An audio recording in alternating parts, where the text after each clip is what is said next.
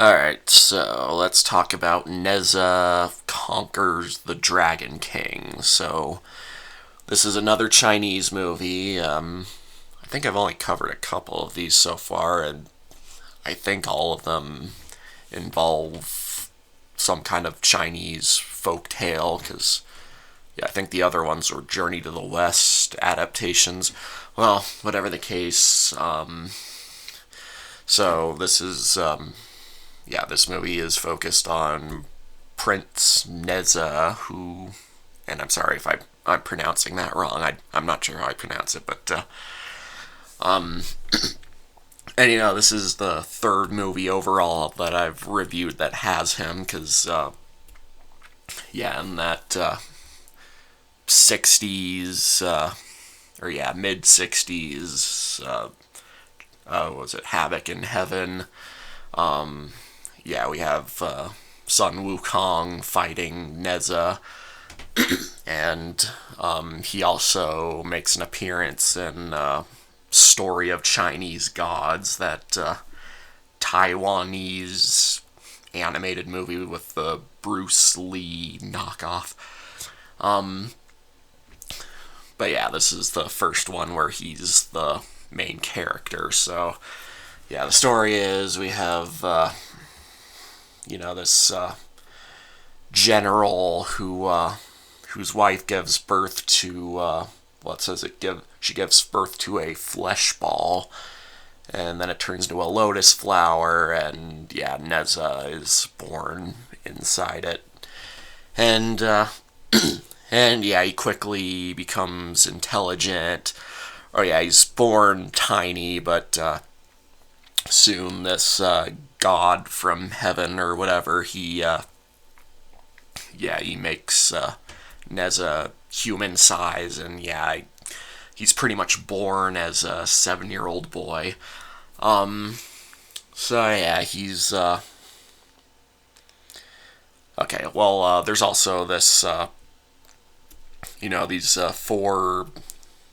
these four dragon kings who are stirring up some trouble in China, and I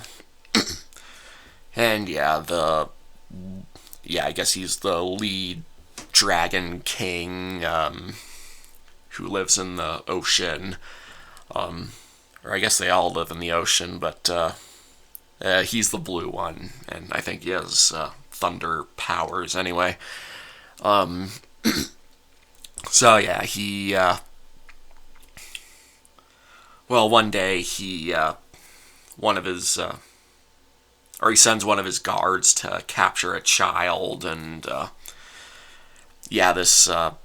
guard takes this little girl, and Nezha then fights the guard and defeats him, and then let's see, the Dragon King sends his son out to fight Nezha, and Nezha kills the son, and then Dragon King swears revenge, and he complains to Nezha's father, who you can tell the general's a little overly loyal to the Dragon King, because even when they clearly explain that his guard and his son and etc. were, oh yeah, I forgot to mention, I think the little girl got eaten. Yeah, I was wondering at first if they lied, but we don't seem to see her again, and I don't think they even talk about her. So yeah, but despite that, the general still gets angry at Nezha for fighting the Dragon King, and I don't know, it's kind of a straightforward story of Nezha. I mean, it's all in the title. Nezha conquers the Dragon King. That's pretty much what this story's all about. But yeah, tensions with he keeps fighting the Dragon King, and then soon his dad gets so angry that he well, he takes away Nezha's weapons, his magic sash and ring, and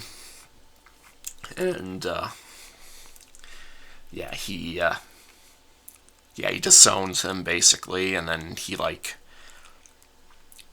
tries to execute him, but he couldn't go through with it. But then Nezha decides to, he decides to sacrifice himself to pay for what he did, I guess. So he slits his own throat. So yeah, we get a lovely scene of the cute little kid protagonist slitting his throat. So this is the second movie in a row to have some traumatizing deaths with the cute kid protagonist. Anyway, but yeah, then Nezha's reborn as like an all-powerful god, and yeah, then he goes and fights the 4 Dragon Kings and defeats them, and yeah, that's about it. So yeah, it's a simple story, but I don't know, there are some nice character moments.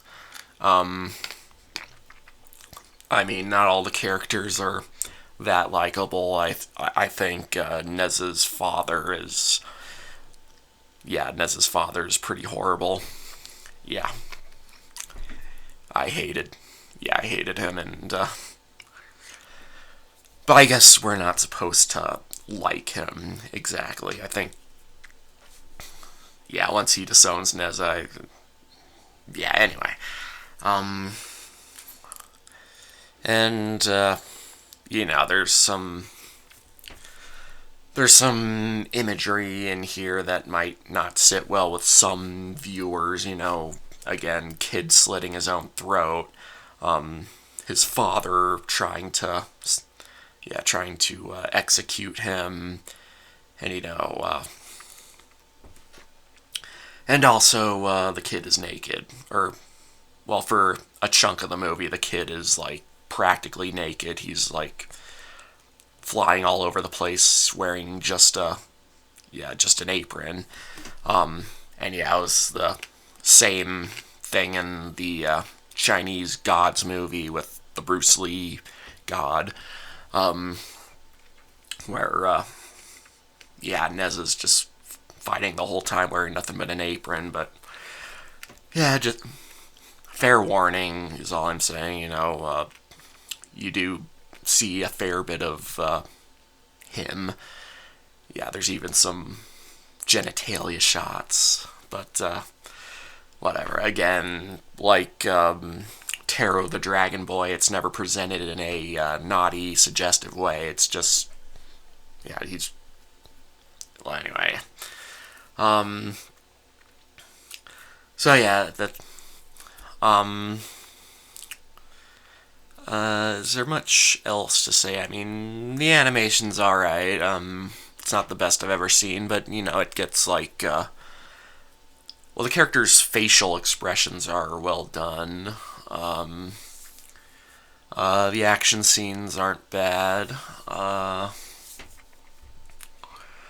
yeah, I think, this is far from the, best, deepest story that I've covered so far, but, it's emotional enough, there's enough action and entertaining fight scenes and all that. Nezha's a likable protagonist and everything. Yeah, and it's only like an hour long, so yeah, I'd recommend it to anyone who's interested, and let's see, I'm gonna give it a 7 out of 10, and as usual, if there's anything else I feel I need to add, I'll put it in the comments. But yeah, overall, I can't really think of a whole lot to say about this one. It's a pretty simple movie, but effective. So yeah, I'll just leave it at that for now. Mash it and smash it, signing off.